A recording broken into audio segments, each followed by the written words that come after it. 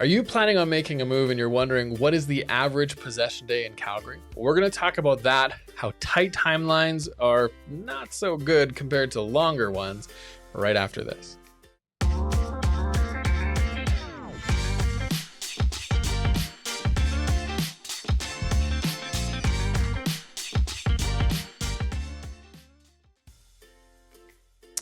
My name's Jared Chamberlain, and I am here in our studios, and I am joined by Max Barton, and we are talking today about possession dates. What is the average possession date in Calgary? What are the expectations? What can you expect as a buyer? And so on. So let's just answer the question straight up. What, Max, are you seeing as the average possession dates in Calgary right now? Typically, we got something between 30 to 60 days, and then if it's tenant occupied, that could be extended by their lease, around 90 days. Totally, yeah. So it kind of gets pushed around that way a little bit. Yeah, and I think that is exactly it. I think a lot of people, depending on their situations, they might need to still buy after selling. So they're going to need 60, 90 days or ask for the longer possession. But if someone's like, hey, I'm out of here and I'm selling it and I already know where I'm going, they might want something quick. And by doing that, I have noticed, and your client has noticed, that sometimes someone like that is willing to give what? Yeah, huge price drop. That's right, better price. So Max and I were just talking about this, and he said he had a client that was able to get a better price because he had to close quickly. And so maybe just tell a little bit of the story. I mean, don't give away who it is and prices and all that, but tell a little bit about what happened there. Yeah, we're basically in negotiations on a vacant unit, and the price was going to hit what our target was. Yeah. If we could have possession in 3 weeks. Totally. Well, I think the key there, like you said, is vacant. Yeah. So that's why this happened so quickly, right? Is the guy was like, hey, if you go here, give me that, I'll give it to you. Yeah. Yeah. So from that, it was a huge motivator for my client, and he jumped on it, and I went, yeah, we can get this done in 3 weeks. Dun, dun, dun, dun. Well, and the crazy part with that is having a 3-week possession from the date that you're writing. I mean, that's really quick because you got conditions in there, which will still be about a week and a half to 2 weeks, and then you're closing a week after. Yeah. And that week after, I mean, there is a lot of stuff to happen, right? Yeah, it really comes down to just making sure you have all your ducks in a row with it. Yeah. If we firstly don't temper the expectations of the client to make sure they understand everything that's going to have to get done in that time frame. Yeah. And at the end of the day, it's quite a bit. We're trying to get a real property report where you need to pull the land title and all this in your last week before possession. Meeting with lawyers, getting mortgage documents to those lawyers, all that kind of stuff too, right? Yeah, absolutely. Like there's a ton of stuff that happens in that week. Mm-hmm. Totally. And so, and I think what we were just talking about is you can find that if you end up having, more of a 60 to 90 day or 30 to 60 day possession, when you get into a situation where you have conditions and then you have a week like that where you got to close, then all of a sudden you're putting 3-4 weeks of prep into days, right? And so if you're in that situation, just make sure that you know what's happening.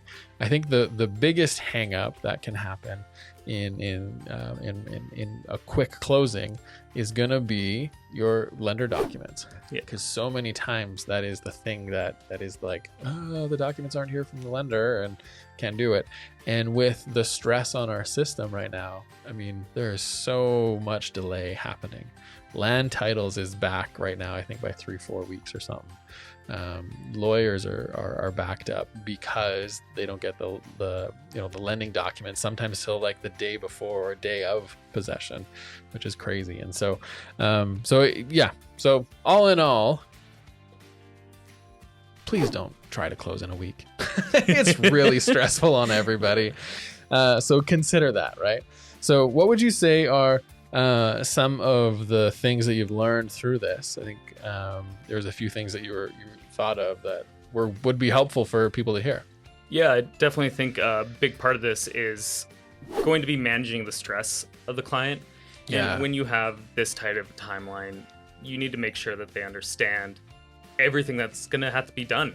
Yeah. Right? It's no small task to get it done and have everything lined up.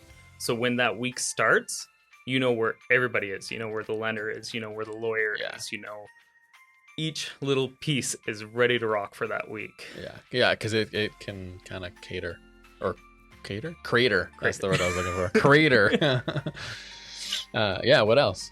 And like with that, you know, your client's gonna start panicking because it's their first home and they want it to go well. Yeah. And, you know, they found this place and it's been, you know, a few months of us looking, and it's the one for him, right? It's the one that he's gonna build his next steps in life in. Yeah. Right? So he doesn't want it to falter. You don't want it to falter. Yeah. And that's a lot of stress. Totally. Well, and you were saying to layer on another level of complexity. I mean, he is an out-of-town buyer. Yeah. So he's going back and forth and coming from out of town, and as well as a first-time buyer. So those are some pretty big things to line up too. Yeah, definitely. Because, you know, if he's out of town, he has to sign in front of a lawyer, and then it's got to be couriered over here. That extends your timeline. Oh, yeah. Yeah. Right? So it's like... And if it's only a week, that's not very much time. So it's, can you get into town? Yeah. Okay, can you get into town in between this times? Because the lawyer is only available through this time. Right. Yeah, and it's pretty funny whenever I've done deals like this, and or like in the past, and you have these quick closings, and you call the lawyer, and you're like, "Hey, guess what? We have a deal. It closes in 5 days." Or I think the fastest one was a 14-day possession, or some 10 to 14-day possession from written offer. But in that case, there wasn't really any conditions. But still, it's all of that stuff coming together, and so all in all, the best thing to do is make sure you have enough time. That is the biggest thing. So consult with your agent, talk with the lawyer, choose your lawyer up front really quickly, who you're going to be working with, because then you're going to be able to have conversations to help, and they're going to be able to help you through the process, and talk with your broker. If you're getting a mortgage on the property, make sure that's lined up and that the lender is going to be able to get the documents to the lawyer, because you have to sign it at the lawyer's before you close. So I don't know. Is there anything else to add to that? No, that was pretty much it. Like, it is pretty much it, except stress. Except all the stress. Yeah, there's a lot of stress there. Well, thank you for watching. If you have any questions, you can always reach out to us at info@chamberlaingroup.ca or 587-316-5400. And we're going to sign off, and hope you have a wonderful rest of your day. If you need any help with any real estate questions, transactions, anything at all, just reach out, and we're here to help you guys out. Okay, we'll talk to you soon.